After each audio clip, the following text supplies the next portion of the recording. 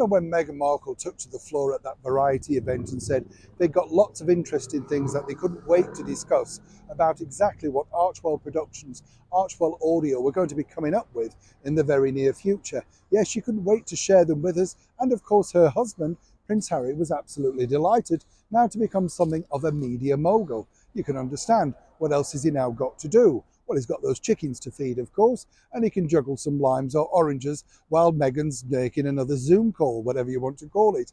What I find incredible about this is that literally Harry is a man seemingly now without much purpose. The next big thing in his diary, apart from the court cases against the British media, is quite frankly something in 2025. Yes, he's got to top up his biggest selling book, Spare, and he's threatening another 3 books. But really, is that enough now to keep this man who's normally had every single facet of his day planned well busy? Well, according to a very well-placed source, this is next. As ever, let me explain. Hi, good morning, Neil Sean here. Nice to have your company. And as ever, thank you so much for joining me. Yeah, I know. We'll have a wave. I know I'm busy. Can you not see the police are behind me? I know. Well, actually, the protection. No, it's fine. I know they're leaving now. Yeah, what have you said? You see, these were my protection. Yes. That is, of course, the great Metropolitan Police here in the very heart of London. Yes, looking out for me, I think, definitely. They know where all the best coffee shops are, where all the best secret cafes, bargain places, you name it, you know. Do you remember the old days, though, if you were a policeman, you could turn up, say, in a cafe, couldn't you? And they would give you a cup of tea for free. Not like that now. Yeah, people are so unfriendly, aren't they? Back as ever to your breaking royal story of the day. Fascinating stuff this, as I say, because Meghan and Harry allegedly were going to be stunned by what they're going to be planning and delivering to us as part of Archewell. And it's interesting, isn't it? Because as I've said many times, it's not easy to put together productions. I mean, yes, they got dumped by Spotify, clearly because they just couldn't be bothered or fact to do the work. There were stories that Meghan couldn't be even bothered to interview lesser people and then literally just dubbed her voice in. You know, you have to put the graft in if you want to be a success in the world of media. It's as simple as that. Trust me, I should know.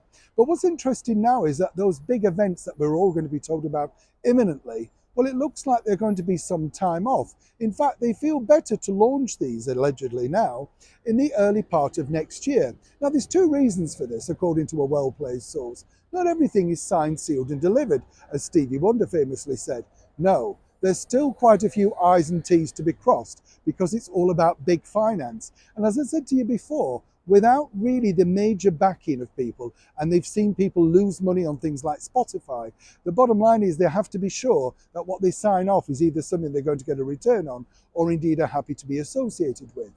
But back to Harry and Meghan, why January or February? Well, they consider this to be a completely dead month. You know, obviously in the world of tabloids, nothing's really happening. It's the middle of winter and they can secure lots of headlines and lots of interest. Right now, we're not even sure if their latest projects will be indeed streamed out on Netflix as part of their deal, and that's truly the case. Netflix tell me they've got nothing new on the slate from them. So this could be a brand new deal via Paramount, Fox, or indeed Hulu, say.